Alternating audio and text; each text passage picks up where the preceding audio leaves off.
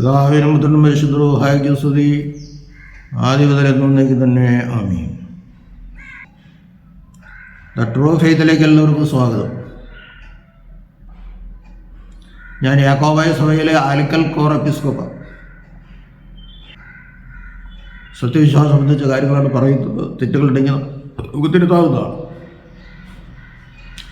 ഇന്ന് പറയാൻ ഉദ്ദേശിക്കുന്നത് ഹൗവ പറിച്ചതെന്ന പഴം ആപ്പിളാണോ അതേ മുന്തിരിയാണോ? ഞാനിങ്ങനെ പറയാൻ ഉദ്ദേശിച്ചത്, ഞാൻ 2-3 ദിവസം മുമ്പാണ് ഒരു വീഡിയോ കണ്ടത്. അതിൽ അദ്ദേഹം പറയുന്നത് ഹൗവ പറിച്ചു തിന്ന ആദമിന് കൊടുത്തത് ആപ്പിളല്ല, മുന്തിരിയാണ്. ഞാൻ ചുമ്മാരുന്ന് ആലോചിച്ച് നോക്കി, ആപ്പിളത്ത് നമ്മൾ ഒരു ചിലരുടെ ഭാവനയിൽ കണ്ട് പറയുന്നു. അല്ല, ആപ്പിൾ പൊതുവെ കാണാൻ തിരക്കില്ല, നല്ലതാണ്, അത് പോഷകാംശം ഉള്ളതാണ്, ഒരു ദിവസം ഒരു ആപ്പിൾ തിന്നാൽ ഡോക്ടർ വേണ്ടെന്നൊക്കെ പറയുന്നത്. അതുകൊണ്ട് അങ്ങനെ ആയിരിക്കുമെന്നുള്ള ചിത്രകാരന്മാരുടെ ഭാവനയിൽ നമ്മളും അത് അങ്ങനെ വിശ്വസിച്ചു പോകുന്നു. അല്ലാണ്ട് ആപ്പിളാണെന്ന് വേദപുസ്തകത്തിൽ എഴുതിയിട്ടില്ലല്ലോ. ഈ ഹവയെയും ആദമിനെയും മനുഷ്യനെ സൃഷ്ടിച്ചു. ആദമിനെ സൃഷ്ടിച്ചപ്പോൾ മനുഷ്യനെ സൃഷ്ടിച്ചു. അതിനകത്ത് ഹവയുണ്ടായിരുന്നു. പിന്നെ ഹവയെ പുറത്തെടുത്തു. ആദമിനോട് പറഞ്ഞത് ഈ നടുക്ക് നിൽക്കുന്ന വൃക്ഷത്തിൻ്റെ ഫലം, നന്മ തിന്മയുള്ള അറിവിൻ്റെ വൃക്ഷത്തിൻ്റെ ഫലം തിന്നരുത്, പ്രത്യേകം പറഞ്ഞിരുന്നു. തിന്നുന്ന ആളിനി മരിക്കും. ഓരോ ആളിന് സംശയം, മരിക്കുമെന്ന് പറഞ്ഞു കഴിഞ്ഞാൽ മരണം എന്താണെന്ന് അവർക്കറിയില്ലല്ലോ. മരണം എന്താണെന്ന് അവരുടെ ഉള്ളിലേക്ക് ഒരു ബോധ്യപ്പെടുത്തി കൊടുത്തിട്ടാണ് പിതാവ് അങ്ങനെ പറയുന്നത്, നീ മരിക്കുന്നു. അവർക്കത് മനസ്സിലായിട്ടുണ്ട്. അല്ലെങ്കിൽ ദൈവം അങ്ങനെ പറയുമോ? ദൈവം ഒരു വിവരമില്ലാത്തവരാണോ നമ്മളെപ്പോലെ? നീ മരിക്കും. അപ്പം മരണം എന്താണെന്ന് അവൻ്റെ നാശമാണെന്ന് അവന് മനസ്സിലായിട്ടുണ്ട്. ആദം ഹവയോട് പറയണമെന്നിരിക്കില്ല, ഇത് തിന്നരുന്നു, ദൈവം അങ്ങനെ കൽപ്പിച്ചിട്ടെന്ന് പറഞ്ഞിട്ടുണ്ട്. പക്ഷേ സാത്താൻ അവിടെ വന്നു, പിശാച് വന്നു. പിശാച് എങ്ങനെ വന്നേ? ആ പിശാച്, ആ തള്ളപ്പെട്ട മാലാഖമാരുടെ ഒരു സെറ്റ് ഈ പാമ്പിൻ്റെ ശരീരത്തിൽ കയറി. പാമ്പിനെ പറ്റി എന്താ ഉൽപ്പത്തി 3:1 പറയുന്നത്? ദൈവമായ കർത്താവ് ഉണ്ടാക്കിയ ജീവികളിൽ പാമ്പ് തന്ത്രശാലിയായിരുന്നു. പാമ്പ് തന്ത്രശാലിയാണത്. അതുകൊണ്ടാണ് സാധാരണ എളുപ്പത്തിൽ അവൻ്റെ ഉള്ളിലേക്ക് കിടന്നത്. 3:14 എന്താ പറയുന്നത്? ദൈവമായ കർത്താവ് പാമ്പിനോട് പറഞ്ഞത്, നീ ഇത് ചെയ്തത് നിമിത്തം നീ സകല കന്നുകാലികളിലും സകല വന്യമൃഗങ്ങളിൽ വെച്ച് ശപിക്കപ്പെട്ടതായിരിക്കും. അപ്പോൾ പാമ്പ് കന്നുകാലിയാണ്, അല്ലെങ്കിൽ വന്യമൃഗമാണ്, തന്ത്രശാലിയുമാണ്. അപ്പോൾ ഇവനിലേക്ക് പ്രവേശിക്കാൻ എളുപ്പമാണ് എന്ന പിശാചിന് മനസ്സിലായി. പാമ്പിലേക്ക് പ്രവേശിച്ചു. അവസാനം ശപിക്കുമ്പോൾ ഹൗവ പറിച്ചു കണ്ടു. വളരെ ഉൽപ്പത്തി 3:6 വളരെ മനോഹരം, കാണാൻ ഭംഗിയുള്ളത്, തിന്മാൻ രുചിയുള്ളത്, ജ്ഞാനം പ്രാപിപ്പാൻ കാമ്യമായത്. പിശാച് പറഞ്ഞതാ, നിങ്ങൾ തിന്നോ മരിക്കുന്നില്ല, നിങ്ങൾക്ക് ദൈവത്തെ പോലെ നന്മയും തിന്മ നിങ്ങൾക്ക് അറിയാം.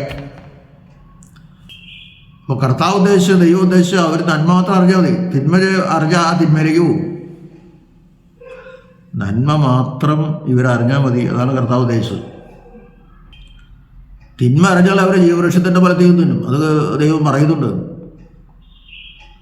ജീവവൃക്ഷത്തിൻ്റെ ഫലത്തിൽ നിന്ന് പറിച്ചു ചെയ്താൽ പിന്നെ ഒരിക്കലും അവൻ്റെ രക്ഷയില്ല. ജീവവൃക്ഷം വിശുദ്ധ കുർബാനയ്ക്ക് തുല്യമാണെന്ന് നമുക്കറിയാലോ. കാരണം ജീവവൃക്ഷം എന്ന് പറയുന്നത് കർത്താവ് തന്നെയാണ്, യേശുക്രിസ്തു തന്നെയാണ്. അപ്പം പാമ്പിനോടെന്താ പറഞ്ഞ് ശപിക്കപ്പെട്ടപ്പോൾ, നീ ഇത് ചെയ്ത നിമിത്തം നീ സകല കന്നുകാലികളിലും വന്യമൃഗങ്ങളിലും വെച്ച് ശപിക്കപ്പെട്ടതായിരിക്കും. നീ ഉരസുകൊണ്ട് ലഭിക്കും, നിന്റെ ജീവിതകാലം മുഴുവൻ നീ പൊടി തിന്ന് ജീവിക്കും. അപ്പോൾ കന്നുകാലി വന്യമൃഗം എന്ന് പറയുമ്പോൾ 4 കാലം തന്നെ ഉണ്ടാവും. ചിലർ പറഞ്ഞാൽ 2 കാലം ഉണ്ടാവുള്ളൂ. പിന്നെ അവിടെ സെക്സ് നടന്നു, അതൊക്കെ വിഡ്ഢിത്തം, വിവരമില്ലാണ്ട് പറയണം. എന്ന് കണക്കാക്കണം. സെക്സിനൊന്നും ഇവിടെ പ്രാധാന്യം കൊടുത്തിട്ടില്ല. സെക്സ് ചെയ്തോളാൻ അനുവാദം കൊടുത്തിട്ടുണ്ട്. പക്ഷേ തേജസ് നിറഞ്ഞ ശരീരമാണ് അവരുടെ. ആ തേജസ്സിന് കുറവ് വരുമ്പോഴേ അവർക്ക് വികാരങ്ങൾ ഉണ്ടാവുള്ളൂ. അതൊക്കെ ദൈവം മുൻകൂട്ടി കണ്ടാക്കുക ചെയ്യണത്. ഇതെന്തുമാത്രം തെറ്റിയാതെ നിൽക്കും അതറിയട്ടെ. പക്ഷേ ഇതിനധികം സമയമൊന്നും എടുത്തില്ല. ഹവ്വയും ആദാമിനെ സൃഷ്ടിച്ച് ഏദൻ തോട്ടത്തിലാക്കി. മനോഹരമായ തോട്ടം. അയ്യോ എന്ത് സുന്ദരമാണ്! എല്ലാ വൃക്ഷങ്ങളും എല്ലാ ഫലങ്ങളും. വെറുതെ കൈ നീട്ടിയാൽ മതി, ഒരു പണിയെടുക്കണ്ട. ദൈവത്തെ പോലെ ആവുന്ന സാത്താൻ പറഞ്ഞപ്പോൾ ഹവ്വയ്ക്ക് എന്താഗ്രഹം! ദൈവം ഞാൻ ഇറങ്ങി വരുമ്പോൾ കാണാൻ പറ്റിയില്ലെങ്കിൽ എന്തോ ഒരു ഉച്ചയും തേജസ്സും എന്തോ ഒരു മഹത്വം കൊണ്ട് തോട്ടം നിറയാലേ. ആ മഹത്വം എനിക്കും വേണം. അതാണ് അവൾ ചിന്തിച്ചത്. അപ്പോൾ ദൈവം പറഞ്ഞനുസരിക്കാതെ സാത്താൻ പറഞ്ഞനുസരിച്ചു. അവിടെ പറ്റിയത് ദൈവം ഉരസുകൊണ്ട് ഗമിച്ച് ഭൂമിയിൽ പൊടിയുന്നു ജീവിക്കും. അങ്ങനെയാണ് അന്ന് മുതലാണ് ഈ കന്നുകാലിയും വന്യമൃഗവും തന്ത്രശാലിയുമായിരുന്ന ആ മൃഗം പാമ്പായി ഇഴഞ്ഞു കിടക്കണത്. ഈ പാമ്പ് പാപത്തിൻ്റെ പ്രതീകമാണ്. പാമ്പിനെ ആരാധിക്കുന്നവരുണ്ട് ചില ഹൈന്ദവ മതത്തിലെ. നമുക്കവൻ വിശ്വാസമാണ്. ആ പറഞ്ഞനുസരിച്ചുകൊണ്ടാണ് കുഴപ്പം പറ്റിയത്. അവരത്തിയില കൂട്ടിത്തിന്നി നാണം മറിക്കാൻ നോക്കി. അവർ ചെയ്ത പാപത്തിന് അവരെ കൊണ്ട് പരിഹാരം ഉണ്ടാക്കാൻ പറ്റില്ല. അതുകൊണ്ടാണ് യേശുക്രിസ്തു പരിഹാരം ഉണ്ടാക്കാൻ വന്നത്. നമ്മൾ ചെയ്ത പാപത്തിന് നമ്മെക്കൊണ്ട് ഒരു പരിഹാരം പറ്റില്ല. യേശുവിൻ്റെ രക്തത്താലല്ലാതെ പരിഹാരമില്ല. ആ യേശുവിൻ്റെ രക്തം എങ്ങനെ കിട്ടും? അതാണ് കുർബാനയിലേക്ക് വരുന്നത്. അത് പറയുമ്പം പലർക്കും ഇഷ്ടമാവില്ല. യേശു ഒന്ന് രക്തം ചിന്തിയിട്ടുണ്ട്, മാംസം ചീറി തെറിച്ചു പോയിട്ടുണ്ട്. അത് മതി. ഇത് വേറെ അത് പിന്നെ വേറെ ദിവസം കൊടുക്കാം. എന്തുകൊണ്ട് ഈ ബലി തുടർന്ന് നടത്തണമെന്നുള്ള ക്ലാസ് വേറെ ദിവസം കൊടുക്കാം. അപ്പം അത്തിപ്പഴമായിരുന്നു എന്ന് ഇപ്പം ഇദ്ദേഹം തന്നെ പറയുന്നുണ്ട്. ഇനി ചിലപ്പോൾ അത്തിപ്പഴമായിരിക്കും, കാരണം അത്തിയിലൊക്കെ കൂട്ടി തിരിയല്ലോ. പിന്നെ ദാനോക്കിൻ്റെ ദർശനമൊക്കെ പറഞ്ഞു. ഞാൻ ആ ഭാഗത്തേക്ക് പോകില്ല. അദ്ദേഹം പറഞ്ഞ ഒരു പോയിന്റ് ശരിയായിരിക്കാൻ സാധ്യതയുണ്ട് എന്നാണ് എനിക്ക് തോന്നുന്നത്. മുന്തിരിപ്പഴം തിന്നാണ് ആദാമ്യ പാപം ഉണ്ടായതെങ്കിൽ ആദം തെറ്റ് ചെയ്തു, ഹവ്വ പറിച്ചു, ആദമിന് കൊടുത്തു. അവൻ തിന്നാണ്ടിരിക്കലും മതിയായിരുന്നു. തിന്നു കഴിഞ്ഞപ്പോൾ പെട്ടെന്ന് ആ തേജസ് പോയി. അവര് നഗ്നരാണെന്ന് അറിഞ്ഞു. നിങ്ങൾക്കറിയാമോ, കർത്താവ് ഉയർത്തെഴുന്നേറ്റത് യാതൊരു വസ്ത്രവും ഇല്ലാതെയാണ്. സ്വർഗത്തിൽ വസ്ത്രമൊന്നും വേണ്ട, തേജസ് കൊണ്ട് നിറഞ്ഞിരിക്കുക. അവിടെ നാടൻ തോന്നേണ്ട വിഷയമില്ല. മനുഷ്യരും ദൈവവുമായിട്ട് തന്നെ പോയേ. അല്ലാണ്ട് മനുഷ്യത്വം അല്ലെങ്കിൽ ഇവിടെ മാറ്റി വെച്ചില്ല. ദൈവം ഇറങ്ങി വന്നു, ദൈവവും മനുഷ്യനുമായവൻ കരയേറിപ്പോയി. ആരും അത് കണ്ടില്ല. അതിനെപ്പറ്റി പിന്നെ ഒരു ക്ലാസ് എടുക്കാം. അപ്പോൾ ഇവിടെ മുന്തിരിപ്പഴം ആയിരിക്കാൻ സാധ്യതയുണ്ടെന്നാണ് എനിക്ക് തോന്നുന്നത്. നമ്മൾ ആപ്പിളാണെന്ന് പലരും പറഞ്ഞു, ഭാവനയിൽ അങ്ങനെ പറഞ്ഞു. നമ്മളങ്ങനെ വിശ്വസിച്ച് പോകുന്ന ആപ്പിളെന്ന്. ആപ്പിളാണെന്ന് വ്യവസ്ഥയിൽ പറഞ്ഞിട്ടില്ല. ഈ മുന്തിരിപ്പഴമാണെന്ന് പറഞ്ഞിട്ടില്ല, അത്തിപ്പഴമെന്ന് പറഞ്ഞിട്ടില്ല. പക്ഷെ മുന്തിരി ആകാൻ സാധ്യതയുണ്ട്. മുന്തിരിപ്പഴം തന്നെ വരുത്തി വെച്ച പാപം മുന്തിരിച്ചാറ് കൊണ്ട് നീക്കപ്പെടണം. വിശുദ്ധ കുർബാനയിൽ വീഞ്ഞ മുന്തിരി പഴത്തിൻ്റെ ഫലമല്ലേ? അത് കെട്ടിവെച്ച് ഒക്കെ എത്ര ദിവസമൊക്കെ കഴിഞ്ഞ് വീര്യം കൂടിയ വീഞ്ഞാൻ കിടന്നല്ലേ. നമ്മളൊരു കുറച്ചേ എടുക്കണുള്ളൂ, വലിയ വീര്യമൊന്നും അതിനകത്തില്ല. മുന്തിരിപ്പഴം കൊണ്ട് വരുത്തി വെച്ച പാപം ആ മുന്തിരിപ്പഴത്തിൻ്റെ നീരിത കൊണ്ട് തന്നെ മാറ്റപ്പെടണം. അതുകൊണ്ടാണ് കർത്താവ് മുന്തിരിച്ചാറെടുത്തത്. പിന്നെ അന്നത്തെ ഒരു ഭക്ഷണവും മുന്തിരിച്ചാറായിരുന്നു. അത് ദൈവത്തിന് അറിയാലോ. അതുകൊണ്ട് ദൈവം നേരത്തെ തന്നെ മുന്തിരിപ്പഴമാക്കിയ മുതിരി കൊലയും ഇതാകാൻ സാധ്യതയുണ്ടെന്ന് ഞാൻ പറഞ്ഞുള്ളൂ. ആണെന്ന് ഞാൻ പറഞ്ഞിട്ടില്ല. ഏതായാലും ആദ്യം ചെയ്ത പാപത്തിൻ്റെ ഒരു ചായ്വ് നമ്മിലേക്കുണ്ട്. അതാണ് പാപം ചെയ്ത് സമ്മതിക്കുന്നു. പക്ഷേ അവൻ ചെയ്ത പാപത്തിൻ്റെ ഒരു ചായ്വ് നമ്മിലേക്കുണ്ട്. മരണവും ദുരവത്വവും മാത്രമല്ല, വീണ്ടും പാപം ചെയ്യാനുള്ള ഒരു ത്വര ഒരു ദുരാഗ്രഹം